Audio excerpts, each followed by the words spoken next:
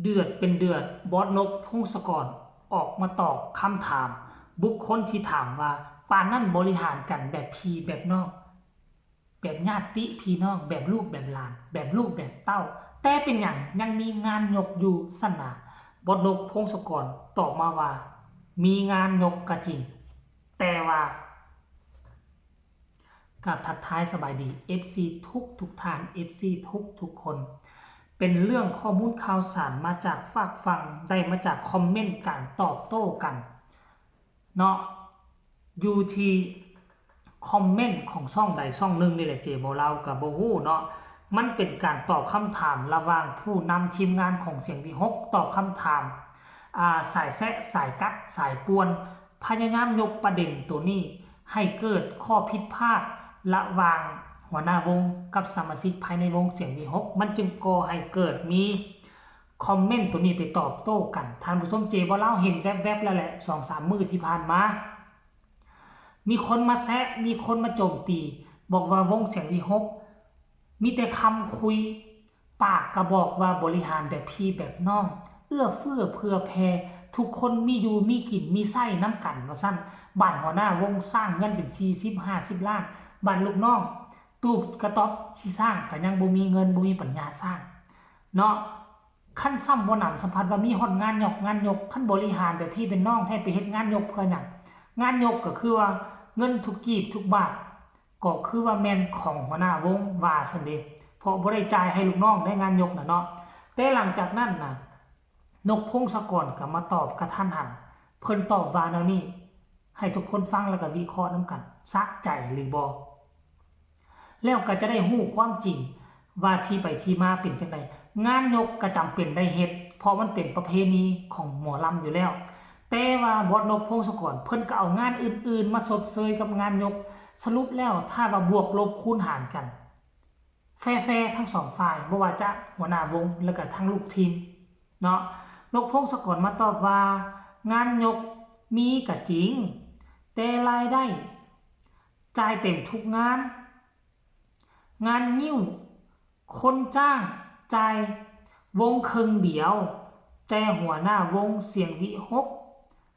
จ่ายลูกน้องเต็มงานวิกว่าฉันว่างๆพาไปลูกน้องไปลงงาน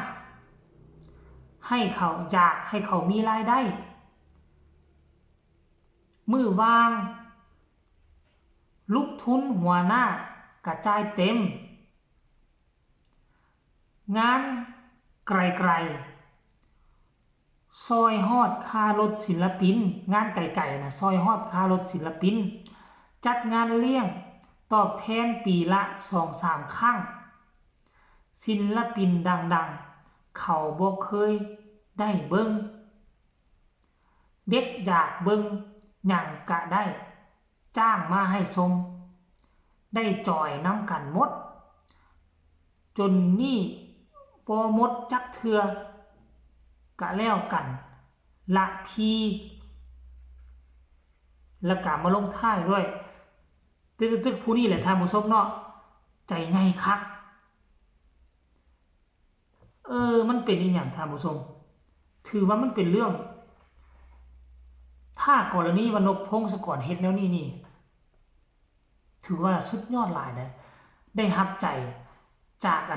สมาชิกภายในวงสมโพแล้วว่าอยู่ในวงเสียงวิหกบ่ค่อยมีคนลาออกบ่ค่อยมีคนอันนั้นเนาะท่านผู้ชมเนาะบางคนก็จะยกประเด็นเรื่องงานยกคันเจ้าฮักลูกศิษย์เจ้าฮักลูกวงเจ้าแท้เป็นหยังเจ้าจึงเฮ็ดงานยกเจ้าคือบ่ยกเลิกงานยกเพราะงานยกนี่เวลาแสดง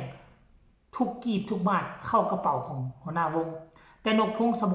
กรก็ออกมาเคลียร์ให้เฮาอยู่ในโพสต์นี้เรียบร้อยแล้วปีนึงจัดงานเลี้ยงเป็น 2-3 ครั้ง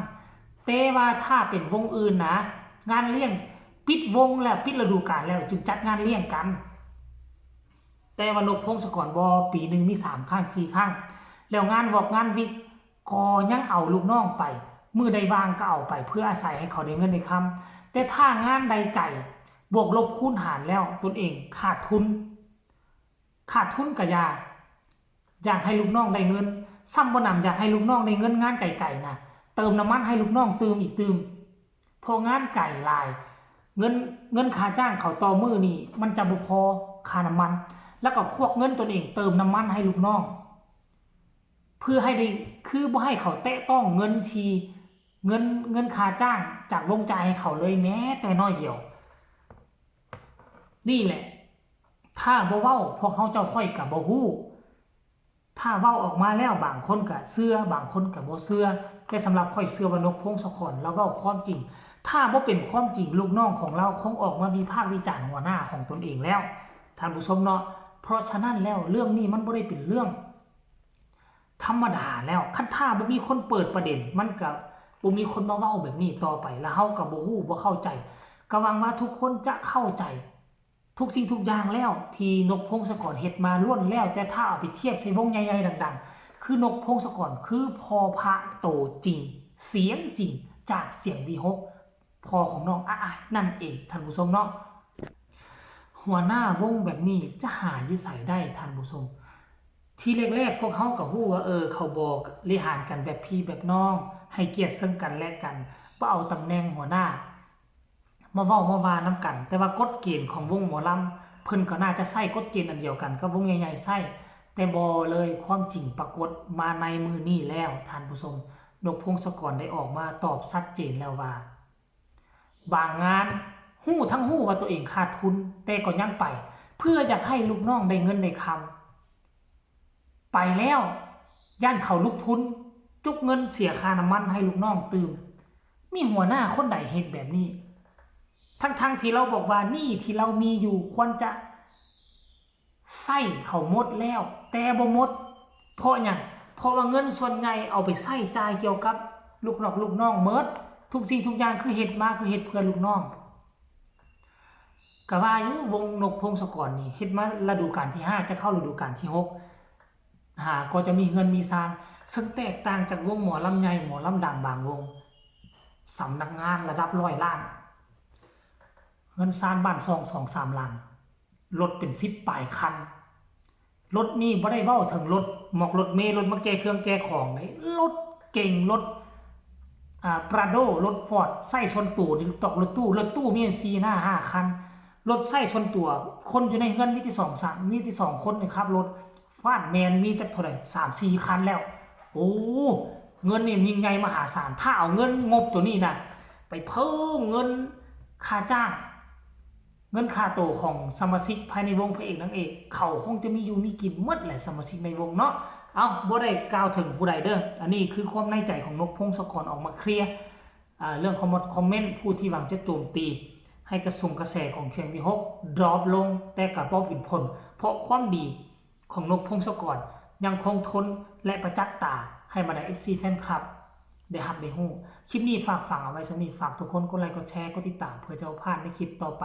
ที่สำคัญจะกดข้ามโฆษณาพบกันใหม่ในคลิปหน้าสำหรับคลิปนี้สวัสดี